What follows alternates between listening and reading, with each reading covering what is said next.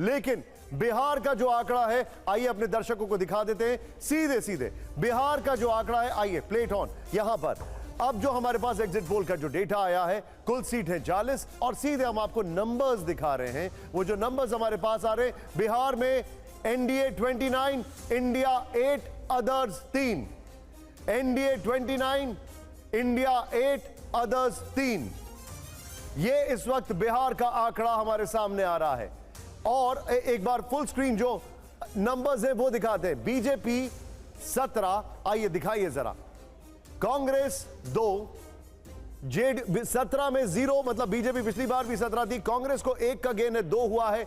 JDU -9, 7 पे है और -9 है। आरजेडी 6 +6 इनके हुआ है। एलजेपी की अगर बात की जाए तो 4 -2 हुआ है।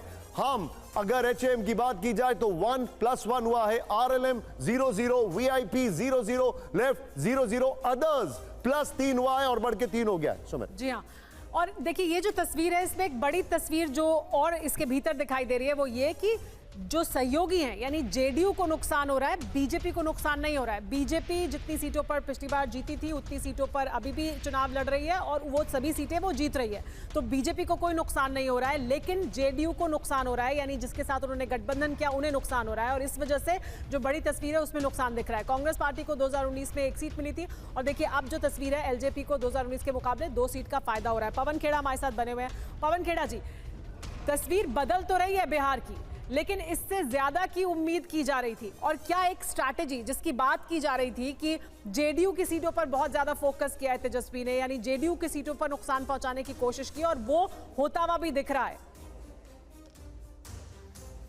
नहीं, मैंने अभी पूरा आपका सर्वे नहीं देखा, रात को जरूर देखूंगा, लेकिन ये माफ कीजिएगा, आप with due respect to all of you, आप बहुत मेहनत करते हैं। गर्मी में आप लोगों ने पूरी मेहनत की, हमसे ज्यादा ही की होगी, लेकिन हम लोग इन एग्जिट पोल्स को एक सरकारी दबाव की वजह से सरकारी एग्जिट पोल कहते हैं। हमारा एक जनता का एग्जिट पोल है जो इंडिया गठबंधन ने किया है, बड़ा स्पष्ट हमें जनादेश दे रहा है। 295 सीटें हमें आ रही हैं। हम ये बड़ी बड़ी बातें नहीं करते कि 400 पार, 500 पार, नीतीश जी की भाषा में बोले तो 5000 पार, ये सब हम नहीं करते। हमें जितनी चाहिए उससे थोड़ी ज्यादा मिल रही है। सरकार हम बना रहे हैं और निवर्तमान प्रधानमंत्री, उनको भगवान लंबी उम्र दे, स्वस्थ रखे, वो जाएं और साबरमती आश्रम में जाकर थोड़ा आत्मचिंतन करें, ये हमारा उनसे आग्रह है। पवन जी, अब चलिए, इस एग्जिट पोल पे आपका कमेंट नहीं है, लेकिन मैं आपसे जानना चाहूंगा, जो आपने 295 प्लस का जो आंकड़ा आप लोगों ने आज दिया, जैसे खड़गे साहब ने कहा, तो कौन कौन से वो एरियाज हैं जहां पर आपको लगता है आपको गेन हुआ है, जहां पर बीजेपी को लॉस हुआ है, कौन कौन से वो एरियाज हैं जहां पर वर्क इन प्रोग्रेस है इंडिया अलायंस के लिए? महाराष्ट्र, कर्नाटक, बिहार, राजस्थान, गुजरात, उत्तर प्रदेश, इन तमाम राज्यों में हमें लाभ होता हुआ दिख रहा है। उत्तर प्रदेश में जो हमने सोचा नहीं था उससे ज्यादा लाभ होता हुआ दिख रहा है। महाराष्ट्र में तो खैर हमने जो सोचा था उसी के आसपास है।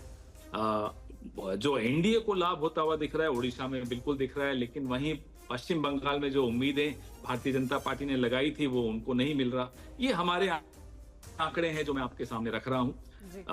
छोटे छोटे और जितने भी राज्य हैं, तेलंगाना में हमें अच्छा लाभ मिल रहा है और भारतीय जनता पार्टी ने जो सोचा था कि केरला और तमिलनाडु में वो खाता खोलेंगे या कर्नाटक में वो अपने आप को बचा लेंगे, वो नहीं होता हुआ दिख रहा।